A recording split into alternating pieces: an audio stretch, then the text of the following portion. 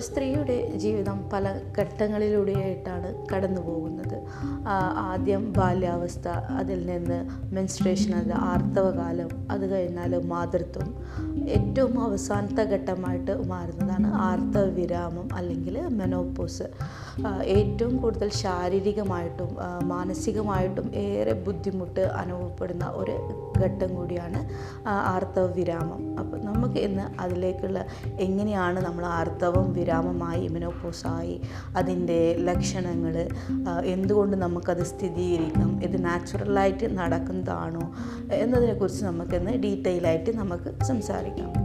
ഒരു സ്ത്രീയെ നമുക്ക് മെനോപോസ് ആയി എന്ന് പറയുന്നതെന്ന് വെച്ചാൽ നോർമലി ഒരു വർഷം അല്ലെങ്കിൽ 12 മാസം കണ്ടിന്യൂസ് ആയിട്ട് ഒരു മെൻസ്ട്രേഷൻ ആർത്തവം വന്നിട്ടില്ല എങ്കിൽ നമുക്ക് ആ ലേഡി മെനോപോസ് ആർത്തവ വിരാമം ആയി എന്ന് പറയാം. പക്ഷെ അതൊരു പെട്ടെന്നുള്ളൊരു പ്രോസസ്സല്ല. നോർമലി ആയിട്ട് നമുക്ക് ആർത്തവ വിരാമത്തിന് മുന്നേ നമുക്ക് അതിൻ്റെ ലക്ഷണങ്ങൾ നമ്മുടെ ശരീരത്തിൽ കണ്ടു തുടങ്ങും. ഏകദേശം 40 to 55 പ്രായം, അതായത് ഒരു സ്ത്രീയിൽ 40 കഴിഞ്ഞ് 55 ഉള്ളിലായിരിക്കും നമുക്ക് മെനോപോസ് ഉണ്ടാവുക. അപ്രോക്സിമേറ്റായി പറഞ്ഞാൽ ഏകദേശം ഒരു 50 വയസ്സ് കഴിഞ്ഞാലും മെനോപോസ് നോർമലി ഉണ്ടാവാറുള്ളത്. പക്ഷേ അതിൻ്റെ ലക്ഷണങ്ങൾ മുന്നോടിയായിട്ട് അതിൽ വരുന്ന കുറേ ലക്ഷണങ്ങൾ നമുക്ക് 40 വയസ്സ് കഴിഞ്ഞാൽ തന്നെ നമുക്ക് കാണാൻ പറ്റും. ഏതൊക്കെയാണ് ഇതിൻ്റെ ലക്ഷണങ്ങൾ? മെയിനായിട്ട് നമുക്ക് കൂടുതലായിട്ട് ശാരീരികമായിട്ടും മാനസികമായിട്ടും ഭയങ്കര ഒരു ആങ്സൈറ്റി പോലെ, ഡിപ്രഷൻ, മൂഡ് സ്വിങ്സ് ഉണ്ടാവും. നമ്മൾ നോർമലി നമ്മൾ വീട്ടിൽ തന്നെ കാണാൻ പറ്റും. ഒരു 40 വയസ്സ് 45 വയസ്സ് പെട്ടെന്ന് ചെറിയ കാര്യത്തിന് പോലും നന്നായിട്ട് ദേഷ്യപ്പെടുകയും അതുപോലെ ചെറിയൊരു കാര്യത്തിൽ നിന്ന് ഇമോഷണലി നന്നായിട്ട് ഫീൽ ആവുകയൊക്കെ ചെയ്യും. അപ്പോൾ നമ്മൾ പൊതുവേ പറയും നന്നായിട്ട് എന്താണ് സ്വഭാവത്തിൽ വ്യത്യാസം കാണാൻ പറ്റും നമുക്ക് ഫാമിലീസിലുള്ളവർക്ക് തന്നെ. പിന്നെ കൂടുതലായിട്ട് നമ്മൾ പേഷ്യൻസ് പറയുക, ഡോക്ടർ ശരീരം ഒന്നാകെ ചൂട് വരുന്ന പോലെ നമുക്ക് തോന്നുന്നുണ്ട്. ചൂട് വരുന്ന പോലെ ഇപ്പം ഫാൻ ഇട്ടാലും AC എന്തിട്ട് കഴിഞ്ഞാലും ഒരു ശരീരം തണുക്കുന്നില്ല, ഒന്നാകെ ചുട്ട് പൊള്ളുന്ന രീതി, അതായത് ഹോട്ട് ഫ്ലഷേഴ്സ് നമ്മൾ പറയും. അതിന് ഹോട്ട് ഫ്ലഷേഴ്സ്, ശരീരം മൊത്തത്തിൽ ചുട്ട് പൊള്ളുന്ന ഒരവസ്ഥ വരിക. അത് നമുക്ക് ഏർലി മെനോപോസിന് മുന്നൊക്കെ കാണാവുന്ന ഒരു സിംറ്റമാണ്. കൂടുതൽ ആൾക്കാരിൽ നമ്മളത് കണ്ടുവരുന്നത് ഈ ഹോട്ട് ഫ്ലഷേഴ്സ് ആണ്. മെയിനായിട്ട് നമ്മൾ അപ്പർ പാർട്ടിൽ നെറ്റിയിൽ അവിടെയൊക്കെ ആയിരിക്കും കൂടുതലായിട്ട് നമ്മൾ ഈ ഹോട്ട് ഫ്ലഷസ് കാണാം. പെട്ടെന്ന് നമുക്ക് ചൂട് ഇങ്ങനെ തീയൊക്കെ മേലിൽ കോരിയിടുന്നത് പോലെ.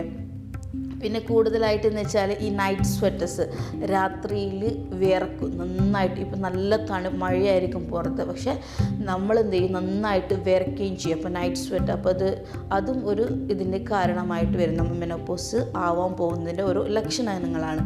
പിന്നെ നമുക്ക് കൂടുതലായിട്ട് ടെൻഷൻസ് ഉണ്ടാവും, എപ്പോഴും ടയേർഡ്നെസ് ആയിരിക്കും, നമുക്ക് ഒന്നിലും ഒരു ലോൺലിനെസ്. നോർമലി ഒരു 40 to 45 ആ ഒരു ഏജ് എന്ന് വെച്ചാൽ നമ്മുടെ മക്കളൊക്കെ നമ്മൾ വിട്ടിട്ട് ഒരു ഏകദേശം ഒരു ലോൺലിനെസ് ആയിരിക്കും. മക്കൾ പഠിത്തത്തിന്, ഹസ്ബൻഡാണെങ്കിൽ ജോലിക്ക്.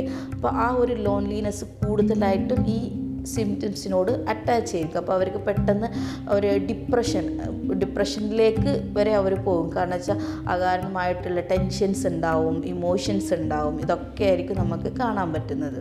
പിന്നെ നമ്മൾ ഏറ്റവും കൂടുതലായിട്ട് നമുക്ക് കേൾക്കുന്ന ഒരു ഇതാണ് ഡോക്ടറെ, നമ്മുടെ സെക്സ്വൽ ലൈഫിൽ വരുന്ന വ്യതിയാനം. അതായത് നോർമലി നമ്മുടെ ഈ മെനോപോസിൽ സംഭവിക്കുന്നത് വെച്ചാൽ നമ്മുടെ ഈസ്ട്രോജൻ്റെ ലെവൽ ഡ്രോപ്പ് ഔട്ട് ആവുകയും ചെയ്യുക. അതായത് നമ്മുടെ ഓവറീസ് എഗ് റിലീസ് ചെയ്യില്ല. അപ്പോൾ ഈസ്ട്രോജൻ ഡ്രോപ്പ് ഔട്ട് ആവും. ആ ഈസ്ട്രോജൻ ഡ്രോപ്പ് ഔട്ട് ആകുമ്പോഴത്തെ നമ്മളെ ശരീരത്തിൽ എന്തെങ്കിലും കുറേ വ്യത്യാസം. കാരണം ഈസ്ട്രോജൻ എന്ന് പറയുന്നത് ഒരു ഫീമെയിൽ ഹോർമോൺസാണ്. അപ്പോൾ ആ ഹോർമോൺസ് സ്ത്രീയുടെ ശരീരത്തിലെ മാനസികമായിട്ടും ശാരീരികമായിട്ടും ഒരു ഹെൽത്തി മെയിൻ്റെനൻസ് ചെയ്യുന്ന ഒരു ഹോർമോൺസാണ്. അപ്പോൾ അതിൽ പെട്ടെന്ന് ഡ്രോപ്പ് കാരണം എന്ത് ചെയ്യും, വജൈനൽ ഡ്രൈനെസ് ഉണ്ടാവും. ആ ഡ്രൈനെസ് കൊണ്ട് നമുക്ക് എന്ത് ചെയ്യും, സെക്ഷൽ റിലേഷൻഷിപ്പിൽ തന്നെ നമുക്കൊരു മടുപ്പുണ്ടാവും. അതുപോലെ അത് ചില ഫാമിലി ഇഷ്യൂസിന് റീസൺസ് ആവും. അതുമായിട്ട് നമ്മളെടുത്ത് പേഷ്യൻസ് ചിലപ്പം വരാം നമുക്ക്. അതുപോലെ തന്നെ പിന്നെ ഓസ്റ്റിയോപോറോസിസ്, അതായത് തേയ്മാനം ഉണ്ടാവും നമുക്ക്. കൂടുതലായിട്ട് എല്ലിൻ്റെ ബലക്കുറവുകൾ നമുക്ക് കാണാൻ പറ്റും ശരീരത്തിൽ. പിന്നെ ചിലർക്കുള്ള സംശയം, ഇത് നോർമലാണോ അല്ല ഇത് അബ്നോർമൽ ആയിട്ടാണോ? അത് മെനോപോസ് എന്ന് പറയുന്നത് അത് നോർമലായിട്ടുള്ള ഒരു ഏജ് റിലേറ്റഡ് ആയിട്ടുള്ള നമ്മളൊരു സ്ത്രീകളിൽ സംഭവിക്കുന്ന ഒരു പ്രോസസ്സാണ്. പക്ഷേ ആ സമയത്ത് നമുക്കതിൽ ഞാൻ പറഞ്ഞില്ല, ആദ്യം ഈ മെനോപോസിന് മുന്നേ നമുക്ക് പെരി മെനോപോസ് എന്നൊരു ഫേസ്, അതായത് ഈ ഹോട്ട് ഫ്ലഷസ്, പിന്നെ നൈറ്റ് സ്വെറ്റ്സ്, പിന്നെ കൂടുതലായിട്ട് മൂഡ് സ്വിങ്സ്, ഇതൊക്കെ ഉണ്ടാവും. ആ സമയത്ത് നമ്മുടെ ആർത്തവത്തിൽ ചെറിയ വ്യതിയാനം, ചില സമയത്ത് ആർത്തവം ഒരു 28 ഡേയ്സ് അല്ലെങ്കിൽ 30 ഡേയ്സ് സൈക്കിൾ വരുന്ന ഒരു സ്ത്രീയിൽ ഒരു 45 ദിവസം മുന്നോട്ട് ആവുകയോ അങ്ങനത്തെ ഒരു സൈക്കിൾ ടൈമിങ്സിൽ വ്യത്യാസം വരാം. ചില സമയത്ത് രക്തസ്രാവം ഉണ്ടാവാം, ഓവർ ബ്ലീഡിങ് ഉണ്ടാവാം. ചില സമയത്ത് തീരെ ബ്ലീഡിങ്സ് ഉണ്ടാവില്ല, 4 ദിവസം എന്നുള്ളത് 2 ദിവസമായിട്ട്. ഇങ്ങനെയൊക്കെ ഒരു ഇറഗുലാരിറ്റീസ് ഇൻ ദ മെൻസ്ട്രേഷനിൽ വന്ന് തുടങ്ങിയിട്ടുണ്ടാവും. പിന്നെ ഈ മേൽപ്പറഞ്ഞ ഈ സിംറ്റംസ് ഒക്കെ കാണാൻ പറ്റും. അതൊക്കെ നമുക്ക് peri menopausal stage. Okay, next ആണ് മെനോപോസിലേക്ക്. ഈ സ്റ്റേജസ് കാണുമ്പോൾ തന്നെ നമുക്ക് ഉറപ്പിക്കാം she is going for the. എന്നാലും ചിലർക്ക് ആ ഈ മെൻസ്ട്രേഷൻ്റെ സൈക്കിൾസ് വന്നുകൊണ്ടിരിക്കും. ഞാൻ പറഞ്ഞ പോലെ ഒന്നെങ്കിൽ കൂടുതലായിട്ടോ കുറവായിട്ടോ ആ മെൻസ്ട്രേഷൻ നിന്ന് പോകില്ല. 2 മാസത്തിനൊരിക്കലോ 3 മാസത്തിനൊരിക്കലോ ആയിട്ട് വന്നുകൊണ്ടേയിരിക്കും. പക്ഷേ നെക്സ്റ്റ് സ്റ്റേജിലേക്ക് മെനോപോസ് ആയി എന്ന് പറയണമെങ്കിൽ ഒരു 12 മാസം കണ്ടിന്യൂസ് ആയിട്ട് മെൻസ്ട്രേഷൻ ഇല്ലേ ഇല്ല, ആ സ്ത്രീൻ്റെ അടുത്ത് വരുന്നേ ഇല്ല. പക്ഷേ ഈ സിംറ്റംസ് ഒക്കെ ഉണ്ടാവും. പക്ഷേ മെൻസ്ട്രേഷൻ കംപ്ലീറ്റ്ലി ആബ്സെൻ്റ് ആയാൽ നമുക്ക് പറയാം ആ ലേഡിക്ക് മെനോപോസ് ആയി എന്ന്.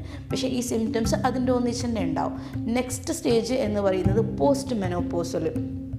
ചിലവരെ കേസസിൽ എന്താണ് കൂടുതലും മെനോപോസിൻ്റെ സിംറ്റംസ് പോസ്റ്റ് മെനോപോസിൽ ഉണ്ടാവാറില്ല. പക്ഷെ ചിലവർ ഈ നൈറ്റ് ഫ്ലഷസ് ആയാലും മൂഡ് സ്വിങ്സും ഡിപ്രഷൻസും അത് പോസ്റ്റ് മെനോപോസിലും കൂടിയിട്ട് കണ്ടിന്യൂസ് ആയിട്ട് നമ്മൾ കണ്ടുവരുന്നുണ്ട്. ഇതിനെന്തൊക്കെയാണ് നമുക്ക് പരിഹാര മാർഗം? അതായത് ഇതൊരു ഞാൻ പറഞ്ഞു ഓൾറെഡി ഇതൊരു നാച്ചുറലായിട്ട് നമുക്ക് സ്ത്രീകളിൽ സംഭവിക്കും. അതിനെന്തൊക്കെ നമുക്ക് പ്രതിരോധിക്കാൻ പറ്റും? നോർമൽ നമുക്കറിയാം ഒരു 40 കഴിഞ്ഞാൽ ഇങ്ങനത്തെ ലക്ഷണങ്ങൾ നമുക്ക് വരാം. അപ്പം കൂടുതലായിട്ട് ലൈഫ് സ്റ്റൈൽ മോഡിഫൈ ചെയ്യാം. പ്രോട്ടീഷ്യസ് ആയിട്ടുള്ള കാൽസ്യമും വൈറ്റമിൻ റിച്ച് ഫുഡ്സ് നമുക്ക് അപ്ലൈ ചെയ്യാം. അതുപോലെ തന്നെ നട്ട്സ് ഇതൊക്കെ ആഡ് ചെയ്യാം. കൂടുതലായിട്ട് ഫ്രൂട്ട്സ്, വെജിറ്റബിൾസ് ഇതൊക്കെ നമ്മുടെ ലൈഫ് സ്റ്റൈലിൽ ഫുഡ് ഹാബിറ്റ്സിൽ ഇൻക്രീസ് ചെയ്യാം. പിന്നെ ഫ്ലാക്സീഡ്, സോയാബീൻസൊക്കെ, അതുപോലെ ശതാവരി, ഇതൊക്കെ എന്ന് വെച്ചാൽ നമ്മുടെ ഈസ്ട്രോജൻ്റെ അളവ് അതിൽ ഇച്ചിരി കൂടി ഉള്ളതാണ്. അപ്പം അതും കൂടി നമ്മൾ ഈ ഫുഡ് ഹാബിറ്റ്സിൻ്റെ ഒന്നിച്ച് ഇൻക്രീസ് ചെയ്യാൻ വേണ്ടി ശ്രമിക്കാം. പിന്നെ മൂഡ് സ്വിങ്സ് ഇതൊക്കെ ഡിപ്രഷൻസൊക്കെ വരുന്നുണ്ടെങ്കിൽ കൂടുതൽ യോഗ, ബ്രീത്തിങ് എക്സസൈസസ്, റെഗുലറായിട്ട് കാമപ്പ് ചെയ്യുന്നത്, അതുപോലെ മൈൻഡ് സ്റ്റെബിലൈസ് ചെയ്യുന്ന ആക്ടിവിറ്റീസ്, ഇതൊക്കെ അതായത് നമ്മുടെ മൈൻഡിനെ കൺട്രോൾ ചെയ്യാൻ പറ്റുന്ന ആക്ടിവിറ്റീസ് കൂടുതലായിട്ട് നമ്മൾ കൊണ്ടുവരിക. അതിൽ നിന്ന് ഓവർകം ചെയ്യുക. കൂടുതലായിട്ട് സ്ട്രെസ്സിലേക്ക് പോവാതെ ഓവർകം ചെയ്യുന്ന ആക്ടിവിറ്റീസ് നമുക്ക് ചെയ്യാം.